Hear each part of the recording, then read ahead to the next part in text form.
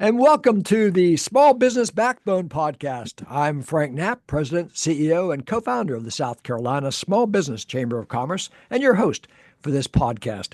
Thank you very much for listening. Very pleased to have with me on the podcast Representative Gil Gatch from Dorchester, representing Charleston and Dorchester counties. Gil, how are you?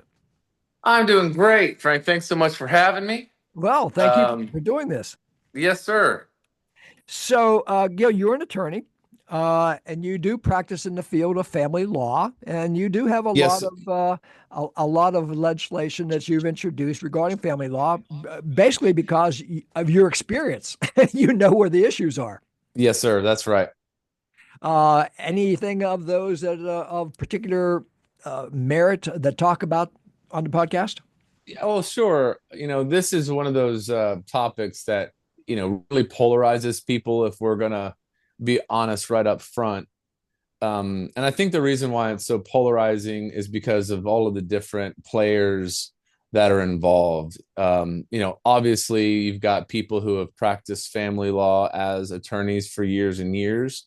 So they've got sort of their way of doing things, and they have their experiences that I think that they believe make the system easy to navigate from their standpoint. But you've got the judges as well, and then you've got other players who are the moms and the dads and the kids who get caught up in these really horrible, and they really are horrible. I mean, if you knew the details of so many of these cases that come through even just our door, they're terrible. You're talking about life altering stuff that's taking place, arguments between former loved ones, really people who created a family and now they're at odds. It's the most emotionally charged place probably that any of these folks likely have been in ever, if not in a long time. And then to make it worse, you've got a child that's stuck in between, being pulled in both directions. So I was just a little background for me, because your listeners don't know who the heck I am, and probably don't know me from Adam. But my story is a little unusual. It's an untraditional path. I was a musician for years, and then I was thinking I was going to go into medicine. I was a biology major. I almost graduated. I think I had about 21 hours to go before I went off with my band. I was a lead singer of this band. And it wasn't it was like a rock band, but I also served at a church doing worship music at the church. Long story short is I got involved in church, and I went to Charlotte to be a pastor, and I didn't finish my degree at the College of Charleston, unfortunately, with so few hours left to graduate. I ended up transferring my credits to a seminary, and I graduated from a seminary in Charlotte. Now it's located in Rock Hill. It's Southern Evangelical Seminary. And as weird as it sounds, after I got done with the seminary degree, I realized I loved God, but not really the politics of church. And so I thought, I'm going to go into law. And I believe that I still want to help people. That's why I was in church. And I can help people through the law. And that's when I went to law school. I ended up graduating from Georgetown University up in DC, and I had the opportunity there to work for Senator Tim Scott. I had the opportunity to work for the Heritage Foundation and the Ed Meese Center there for the Constitution, and got to just learn from so many wise people who have been around the block. And so, because of my untraditional story, I was a 36-year-old going into law school. I was 39 when I came out of law school, right? And so I ended up coming back home because I knew I wanted to be back home in Somerville. And I started clerking for a judge as a 39-year-old new graduate from law school, right? So it's not, I guess it would be a little different if my experience had been just, I went to undergrad and I went to law school, and then I came out and became an attorney. I guess I had a little bit of a life before law school, and so that kind of gave me a different set of eyes, if that makes sense. But my heart, in all honesty, and it sounds like a canned line, but it's not. I really want to help people. I really want to get people from point A to point B in the easiest way possible. And that's what my law firm is about. That's what my service, which I consider service in the legislature, is about too. So that being said, is when I got into the family court system, there were a lot of things that were just mind blowing to me. And I guess as a 39-year-old at the time, I was really taken aback. And so now 5 years in, 6 years in, I guess now, getting close. I believe that we should tweak the family court system if possible. And it's going to be very painful to do it in the ways that I think we should do it. And I understand that. But talking about them is the first step. Talking about the things that need to be changed, I believe, is the first step on a path to really getting some significant and really meaningful reform. So the couple of the bills that I have filed, because I think I have like 15 of them, a lot of them have to do with guardian ad litems. And those of you who are listening who don't know what a guardian ad litem is, if you are involved in a family court case, you've got husband and wife, and then there's a child or children, the court is going to appoint a guardian ad litem to look after the best interests of the child or the children. And so they can be a lawyer, but a lot of the times they aren't. They're called lay guardians. They can, I guess, have a high school degree, basically. And they don't charge quite as much, which is a benefit. But on the flip side and the negative side, they also don't know a lot about the law. And many of these folks, don't have a lot of life experience. Many of the ones that I've dealt with, don't have children, which isn't a knock on them. But, if they're a person who's trying to look into the best interests of the child, they can really make some odd decisions and recommendations for the parents. So there have been some other issues that have been in the news recently with lay guardians having criminal records, so on and so forth. But I wanted to have some reform around guardians. The biggest one I could tell your listeners that I believe is important, which I'm not sure if we're going to get to this year. I hope so. But I don't believe the guardian ad litem, whether they're lawyers or lay guardians, that they should be giving their recommendations to the judge based on their personal feelings. I believe that they should be the eyes and the ears of the court, right? I mean, the court can't be everywhere at once. So they need people out on their behalf gathering the information. I'm okay with gathering the information, but so many times what happens is that a guardian doesn't like my client because they remind if let's say it's a lady lay guardian and I have a guy who's the father, maybe that guardian ad litem has a political difference with my client. I've had clients who are huge Trump supporters, right? That was all over their Facebook page. It was, they had flags and bumper stickers. Well, it was very obvious that the guardian did not like Trump. And it seemed that they held that against my client as being unreasonable, maybe a radical fundamentalist. And so you could see that their recommendations, when asked by the court, like what they thought was in the best interest of the child, because their personal differences with my client were pretty severe, they went against my client in the court case. And I just don't think that that's fair. That can go with religion. I've had clients who are devout Christians and religious people, and the guardians are just not. And they believe that, maybe Christianity is stupid. And you could see that they were using my client who uses the Bible and texting the child as being trying to radicalize the child. And I'm like, this is the Bible we're talking about. I mean, if the Bible is radical in a family court case, I'm going to have to just rethink the basis for the Constitution, the basis for our founding fathers, the basis for our country. So those are the things I've kind of gone on and on, but those are the things that I really would like to see changed, or at least one of the things that I really like to see changed in the family court. Well, thank you for that background on yourself. And I wish I had heard you when you were actually the lead singer in the rock band. But quite an interesting background, and thank you. It does give you a completely different perspective if you've already had a lot of life experiences and then you go into a profession. Yes, sir. So that is great. Hey, let's switch over now to the budget. The House has completed the work on the budget and sent it over to the Senate. What was the most important thing in that budget? Well, I'd have to say first, Frank, that the thing that's most important to me is making sure that the truth is clear and out there.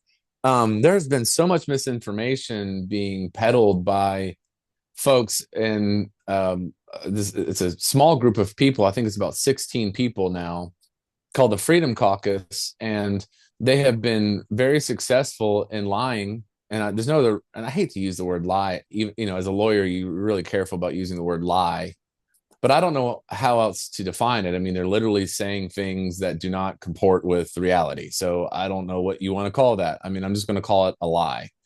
They say this is the biggest budget ever. Okay. Well, what they fail to tell you is that our population is at the highest ever. We have double digit population growth, which is causing a lot of things for the energy sector. I'm the subcommittee chairman of public utilities, and we are having a major energy crisis right now because of all of the people who want to live here and do business here. Now, that's a great problem to have, but it's something that we have to really take seriously. So the budget is bigger because there are more expenses because there's more people. Just like in your business at home, if you have a small business and your business is thriving because more people are walking through that door, well, that's great. But your budget goes up because now you have more expenses. Now you've got more things going on. You've got more money being made and you're selling more widgets or sandwiches or whatever it is that you do. But you're going to have a larger budget. When you look at our budget and you take into account how much our population has grown, our budget has gone down. It has gone way down. And we have those graphics for people and we presented them at the debate there on, I believe it was Tuesday. I think it was actually late, like 11:30 on Tuesday night when we did the budget. But yeah, the budget has not increased when you take into account the population growth. So that's first thing. Second thing is they say the Freedom Caucus wants to tell you that we haven't taken into account cutting taxes. Well, that's absolutely false. 100% unequivocally false. We have done that. We had $1 billion, a billion with a B dollars in this budget for tax relief. So that is untrue. We are reducing our marginal tax rate down through the budget. But we're also, what we're doing is we have to change the statutory framework of the budget, which is something we're going to do because our taxes are connected to the federal tax system. The way that you as a state can connect the way that you do taxes as a state however you want. And South Carolina has been connected to the federal system using their framework. Well, we're going to change that. But before we can change that, we had to provide the dollars in the budget to do it. And we provided $1 billion worth of tax relief. Okay, so that's a huge thing people need to know. And it's unfortunate that all of the misinformation is being spread. A couple of other quick things is we raised teachers' pay to about $50,000 as the base pay. We had $200 million for new roads and bridges. If you've driven on South Carolina roads for 5 seconds, you know that that's really important. We have $200 million in there for roads and bridges and $20 million for water and sewer improvements with you guys who live like me on the coast. That's a huge thing too. So we have done a lot in this budget. It was a conservative and responsible budget with cutting taxes and providing for infrastructure and providing for teacher pay. And here's another thing we did.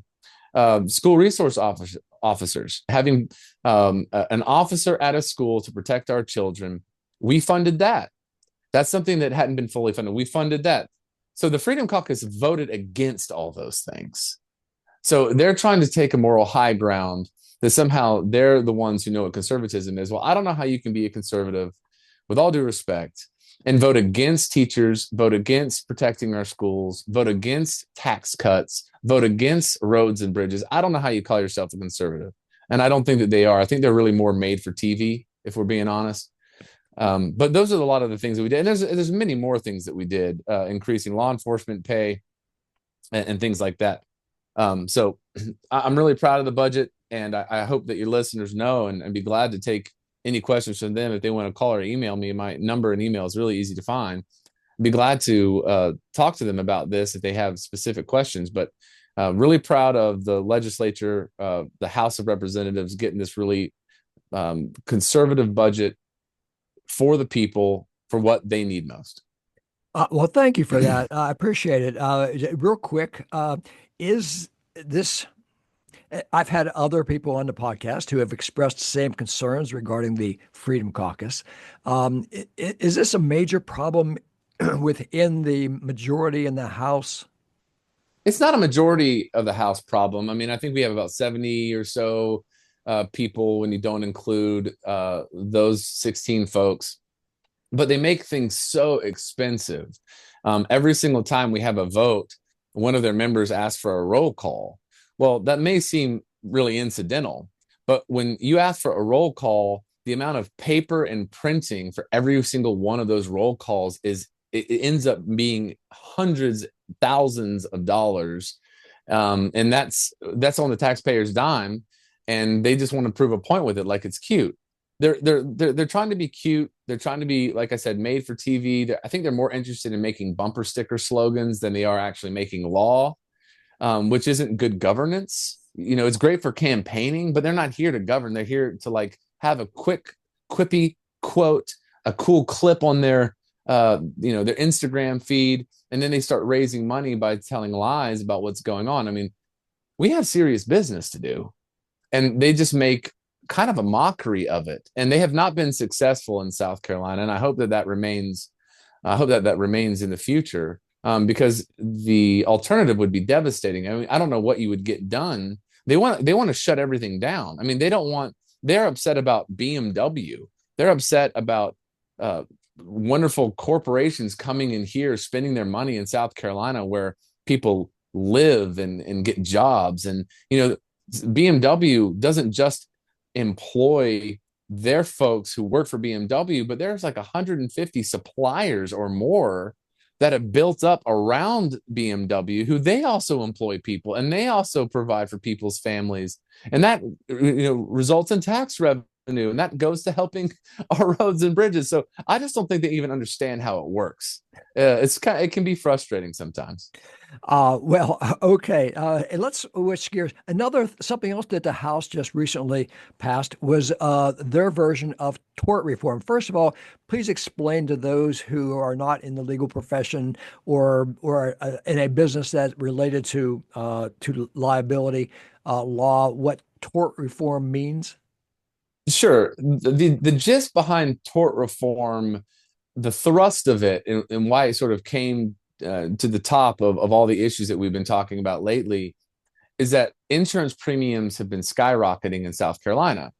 Well, the insurance companies have claimed the reason for that is because of our joint and several liability process in personal injury litigation. So to break that down, what does that mean? Joint and several liability means that if you're if you're in an accident and you're 1% at fault, then that 1% fault could equal 100% of the damages. Now, at first, that seems like, whoa, that's not fair.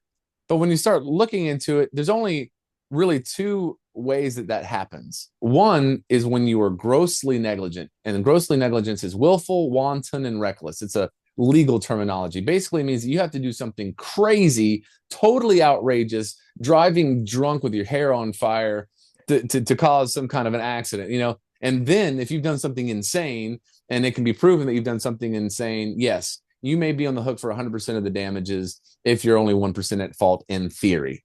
The other way that it works is if alcohol is involved. So the alcohol exception for joint and several liability means that a bar or a restaurant, or if you were at the VFW and you hired a third-party company to come in to serve alcohol at your event at the VFW, just by selling or serving alcohol, that joint and several liability, that 1% equals 100% of the damages, that would be triggered. So that was the big issue. And so the House heard that, and we fixed it. House Bill 3497 was voted in favor of unanimously. And that was, unanimously by the Freedom Caucus, by the Democrats, and by the Republican caucus. So if that tells you anything, it was everybody together and unanimously voting this in. And we struck the alcohol exception from the liquor liability statute, the joint and several liability statute. So that fixed the issue that everybody was talking about. However, on the other side of the building in the Senate, they're trying to add all types of unusual things that if you were to get down into the weeds on them, make absolutely no sense. And I'll give you just one for your listeners to hear. In the Senate, their Senate version, that bill is number 244. In section 6, and if you guys, I'm sure you've got really studious listeners, so you can look at on page 12 if you've printed it out, section 6. Today, if you build a commercial building or if you build a house and it's not to code, let's say the electrician doesn't wire it to code, and when you investigate, this negligence will definitely result in a fire or some type of injury, you can sue now. You can sue because the electrician didn't follow proper procedures. He was negligent in what he was doing. This new bill from the Senate, 244, in section 6, literally says that you can't do that anymore. You have to wait. You have to wait until there's personal injury or there's catastrophic damage to your building. So I guess that means that the Senate wants somebody to be injured or killed, or they want the building to burn down before you can actually get relief. I don't think that that's going to bring down insurance premiums. I mean, if that's what we're trying to do, that's not going to happen, and it's certainly not in the interest of our constituents. So there are a lot of things. There's 13 sections in that bill, and most of them are just really outrageous. And so we believe that the House version is the thing. We have targeted the actual problem, which is the liquor liability problem. We've gotten rid of that alcohol exception. We've also increased the penalties for DUIs to disincentivize drunk driving. So we've done the work. It was passed unanimously. We got it done in a day, and the Senate has refused to take it up. And the Senate has been on their version. I don't think they have gotten through Amendment 1 in 2 weeks. So that just shows the difference to your listeners about how the House can get things done and how the Senate, unfortunately, sometimes can get really bogged down on things that I'm not sure are in the interest of the constituent all the time. Well, first of all, I'm talking with Representative Gil Gatch. First of all, congratulations on getting 100% of the House to vote for anything. That's right. Let alone something as controversial as tort reform. That is correct. That is a good point. And we were really proud that we got it done. And so in this Senate, obviously there are sides because it's why it's taking long, a lot of debate. What role was the insurance industry playing in this debate? That's a great question. I'm really glad that you brought that up. Around the time a couple of weeks ago, when this debate started in the House and in the Senate, the day that it was a couple of days before we passed our bill, there came out of Florida some very concerning news that insurance companies in Florida were raising premiums on people like you and me. And the reason why they were raising premiums on people like you and me and people like your listeners in Florida was because they were claiming to have catastrophic losses in profits. Well, a report was done and it was discovered that that wasn't true, that they made it look like they were having losses because they were giving the profits to other investors and then claiming the losses to increase the premiums. So what Speaker of the House Merle Smith did and announced, and my LCI, Labor, Commerce, and Industry chairman, whose name is Bill Herb Kurzman from the Bluffton, Beaufort area, what we've announced is that we are going to have an ad hoc committee on insurance, that we are going to use subpoena power, and we are going to require these insurance companies to come testify and to provide us documents to show us what's going on. To answer your question another way, in the Senate, and your listeners, I hope they get this, your listeners need to know that while the insurance companies are claiming from afar that we have to get this law done because we need to lower premiums, they have not come to testify or comment at all. Not one time has an insurance representative, a commissioner of insurance, come to speak, to say, to promise, to commit to the people that if we got this tort reform bill done and passed into law, then we would lower premiums. They're not doing it. And your listeners also need to know that this happened in 2020 in Louisiana. In Louisiana, in 2020, the same thing came before their General Assembly. And the insurance companies there promised to come down in premiums if they passed tort reform. They passed tort reform, And guess what happened? Do you want to guess whether or not the premiums went down? I bet they went up. They went up. And the governor commented on it recently and said, shame on me for believing you. So we're going to get to the bottom of this. The House of Representatives is dedicated to getting answers. We're going to find out from these insurance companies where this money is going and where the claims from, oh, we have to raise premiums are coming from. So rest assured, we're going to get to the bottom of it. Well, congratulations on that. That is so desperately needed. You just can't take an industry's word on their losses and not have all the information provided to you in person or in documentation. I think that's a great idea about having this special ad We hoc need committee. we need receipts, Frank. Absolutely.